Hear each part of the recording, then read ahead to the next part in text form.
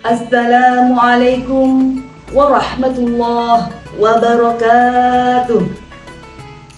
Alhamdulillahi rabbil alamin. Wa bihi nasta'inu ala umuri dunya waddin. Assalatu wassalamu ala asyrafil anbiya'i wal mursalin Sayyidina wa maulana Muhammadin wa ala alihi wa sahbihi ajma'in. Amma ba'du. Pertama, marilah kita panjatkan rasa puja dan puji syukur kehadirat Allah Subhanahu wa Ta'ala atas limpahan rahmat, taufik serta hidayahnya, sehingga kita pada bulan Ramadan ini masih bisa menjalankan dengan amalan yang baik. Alhamdulillahirabbil alamin. Segala puji bagi Allah, Tuhan semesta alam, yang memberikan ketenangan hati bagi setiap umat yang beriman. Salawat serta salam Allah tetap terlimpah curahkan kepada baginda Nabi besar Muhammad sallallahu alaihi wasallam, teladan bagi kita semua untuk menyikapi ujian yang telah diberikan kepada umatnya. Sahabat yang dimuliakan oleh Allah, kehidupan di dunia ini adalah tempat persinggahan yang tidak lepas dari kelelahan dan kepenatan dunia. Dikala jiwa kita merasa lelah, letih karena pekerjaan atau rutinitas yang kita lakukan setiap hari, ada kalanya jiwa kita yang lelah karena ujian-ujian Allah yang tiada henti, sehingga kita sebagai manusia harus bisa menyikapi. Ketika kita lelah karena pekerjaan atau rutinitas yang kita lakukan setiap hari, kita pulang ke rumah bisa tidur, kemudian esok harinya badan kita sudah terasa segar kembali. Akan tetapi jika jiwa kita itu yang lelah, tempat yang sangat indah bagi kita untuk beristirahat yaitu sujud.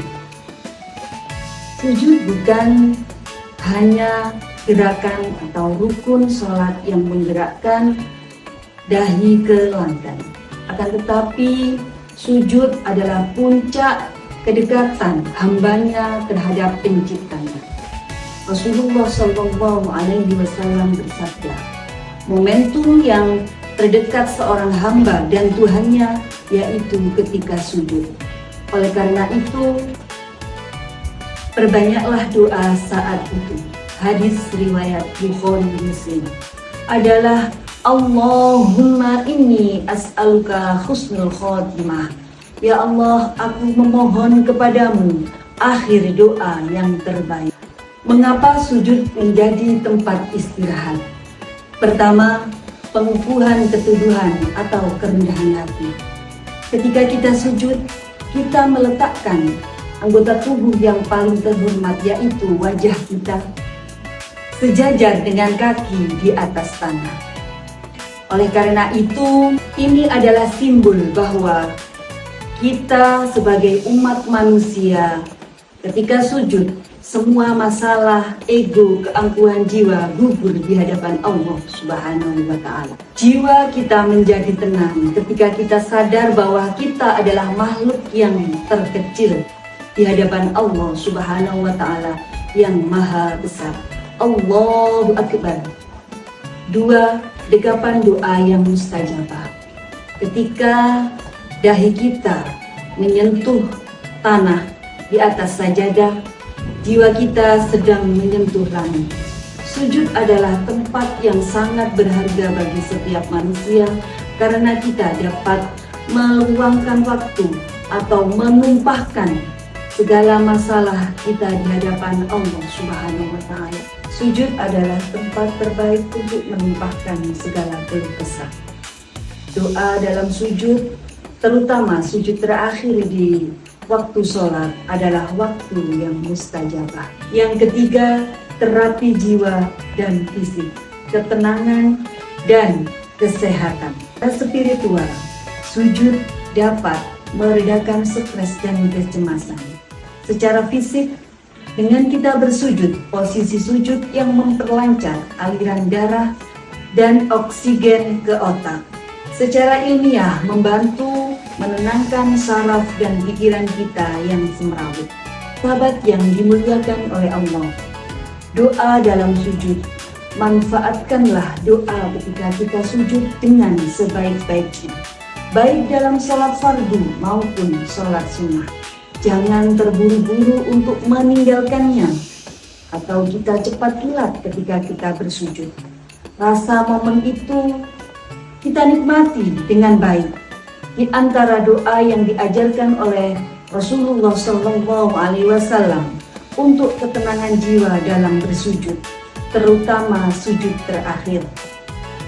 Sahabat-sahabat sekalian yang insya Allah dimuliakan oleh Allah, jika hatimu terasa lelah, pundakmu terasa berat, jangan lari ke tempat maksiat atau menghibur diri dengan hal yang sia-sia. Larilah ke atas sajadah, dekaplah jiwamu yang penat itu dalam sujud yang panjang. Niscaya dengan sujud yang panjang, Allah akan mengangkat bebanmu yang begitu berat. Sujudlah, niscaya bebanmu akan diangkat oleh Allah Subhanahu wa Ta'ala. Jangan tinggalkan sholat wajibmu, janganlah sampai ditinggal mulu. Jangan tunggu lama-lama, ajalmu pastikan tiba. Jangan tunggu lama-lama, kau ingin bahagia, sholat jangan ditunda. Jangan sempat untuk sholat, tapi sempatkanlah untuk hidup akan selamat. Ia bukan sekedar kewajiban, dia adalah tempat untuk mengadu di saat hidup kita terasa berat. Bukan hidupmu yang berantakan, tetapi sholatmu yang berantakan.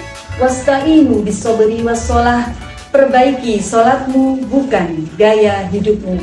Wal-afu minkum, wassalamualaikum warahmatullahi wabarakatuh.